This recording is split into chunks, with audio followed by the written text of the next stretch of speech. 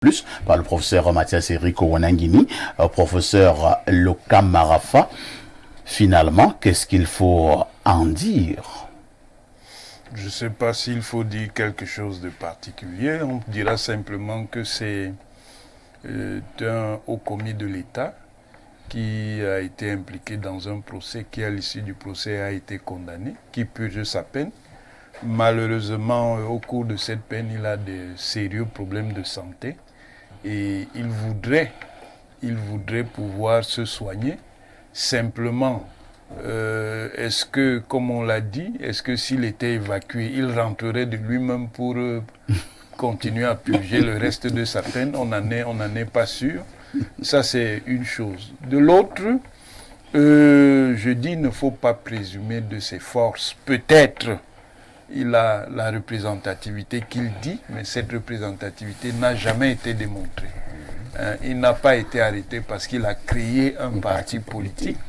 Il n'a pas été arrêté parce que son parti est allé aux élections et a fait bonne figure face au parti dont il est resté membre.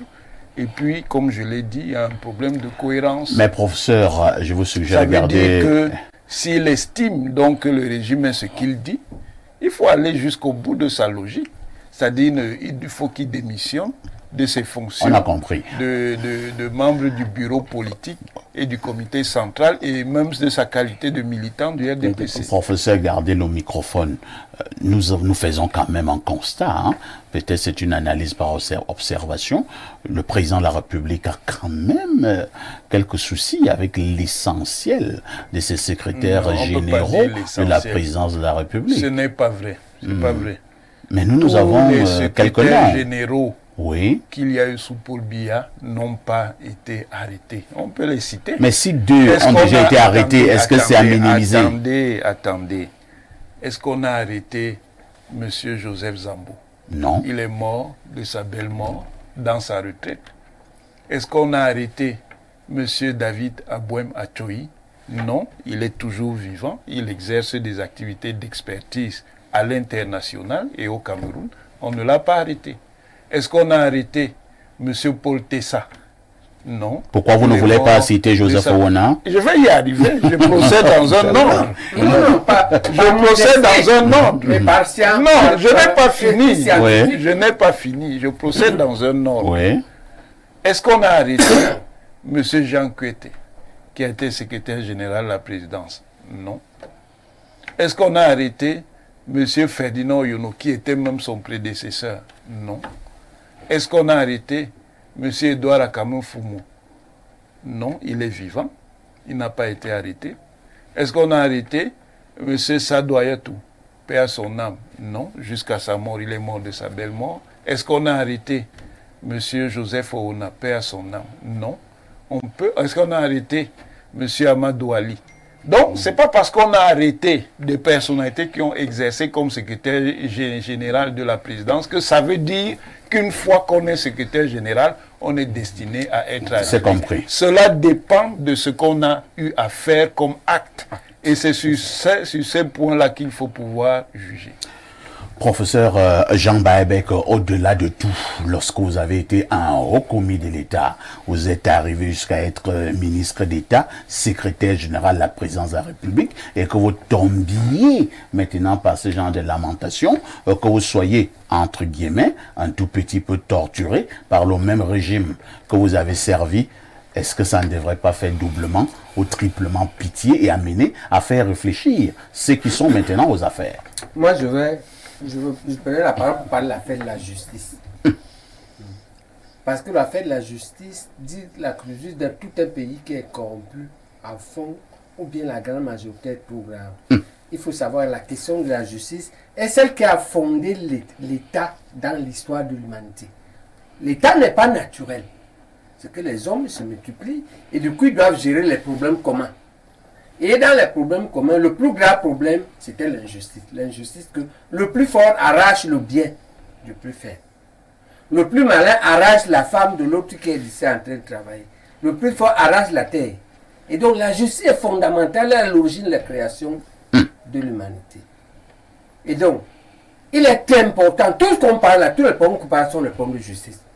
c'est-à-dire qu'on est opprimé, c'est l'injustice dans le droit. Le détournement de l'argent, c'est l'injustice dans la gestion de l'argent public. En réalité, la question de la justice est fondamentale.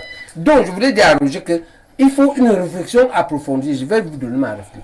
Allons-y. À mon observation, on ne peut pas dire, et mon expérience, mon observation, j'ai gagné successivement plus de 12% contre les hautes personnalités de l'État. Pauvres opposants, chassés de l'université pour cette affaire et d'autres. Et des personnes très fortes.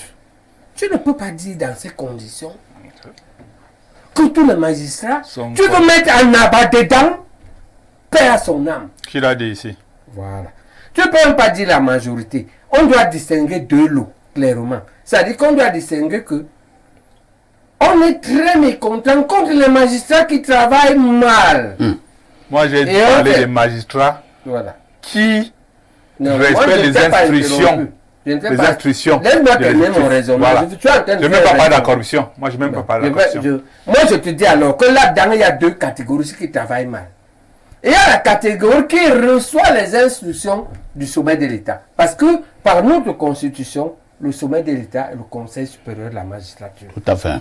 Il peut donner les instructions. Et je peux vous dire, bien que je fasse à moi, sur plus de 10%, des hommes très puissants du système, il n'y a donc pas eu cet ordre.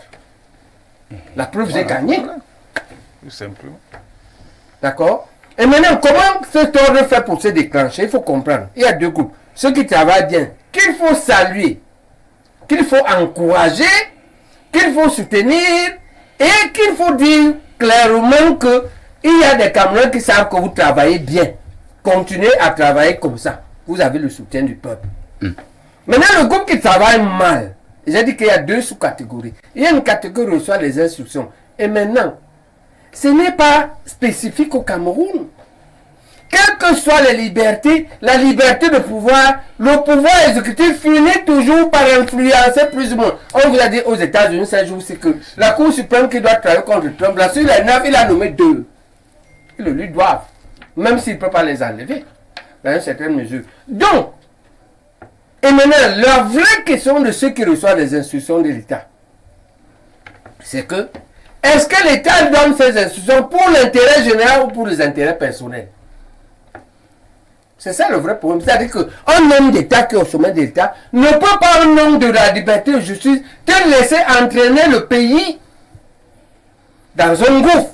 Il va prendre une décision qui est apparemment injuste, mais il veut sauver l'État. Il veut sauver le bien général. Maintenant, il y a une deuxième sous-catégorie, ce n'est pas ça. Et dans notre cas, ça s'applique comment? Ça s'applique que dans le système néocolonial, qui n'est pas spécifique au Cameroun. Quand vous voyez l'État faire ça, s'acharner sur un citoyen qui a raison, mais l'État décide de le condamner, si ça vient du sommet de l'État, c'est que l'État lui repose la traîtrise. En réalité, dans ce cas-ci, et c'est là que je vais te dévoiler un secret que je voulais dévoiler. Quelque part, moi je suis médecin, et je sois les gens de plusieurs, dans un malade venant d'un autre pays. Quand je m'inquiétais pour ma femme me dit ne parle pas de ça. Ah bon? Je n'ai pas cru à ça, mais je vais dire pour que les gens sachent. Il me dit que ce qu'il y a entre le président et lui, c'est qu'au cours d'un anniversaire du président, je ne crois pas à ça. Hein. Je dénonce. Vous le dites quand même. Au cours d'un anniversaire du président, elle décide d'offrir un parfum au président. Et les gens de notre pays disent au président que le parfum dont il va t'offrir un parfum pour ton anniversaire. Le parfum a demandé de tester ça sur lui-même d'abord. C'est un président néocolonialiste, connu pour ses déclarations, qui voulait passer par Marafa pour empoisonner Biya à travers un parfum. L'affaire est si gros que moi je n'ai pas cru. C'est trop grave. Vous faites des déclarations graves là. Ben, je dis que je n'ai pas cru. Je n'ai pas le droit de dire aux choses que je n'ai pas cru. Donc, Marafa est en prison. Je n'ai pas dit ça, je dis que on dit ça quelque part et je ne crois pas. Et j'en appelle à lui et à ses amis à dénoncer et à rejeter ça. Parce que si c'est vrai, on comprend d'où vient que pour la même affaire. Est-ce que Marafa a quand même offert le parfum? Il paraît qu'il lui a dit que t'es sur toi-même. Il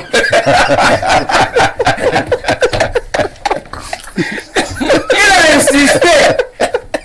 Il lui a dit alors garde ton truc, tu vas dire. C'est un gros que je n'ai pas créé ça. Vous allez me tuer au Cameroun. Ça c'est parce que je suis en train de soigner quelqu'un qui me dit ça dans le pays. Et toi tu ne le pas alors que tu n'y crois pas. Merci, merci. Bon, écoute, je t'en professeur. Donc, je pense qu'il ne faut pas accabler toute la justice. Et je voudrais dire à Roger que nous menons le même combat à une certaine étape. Dans cette étape-là, évitons de condamner les communautés entières. Distinguons ceux qui font mal dans la communauté de ceux qui font bien. Soutenons ceux qui font bien. Et maintenant, ceux qui font mal, encourageons-les à s'améliorer en leur disant que vous aurez à rendre compte à Dieu, aux ancêtres. Ok? Et puis je finis par cet appel de que qu'ils disent si la rumeur là est fausse comme je crois. Parce que je ne crois pas que c'est vrai. Parce que le type me dit que c'est pour ça que lui laisse, on ne va jamais. Merci, professeur Jean Baebek.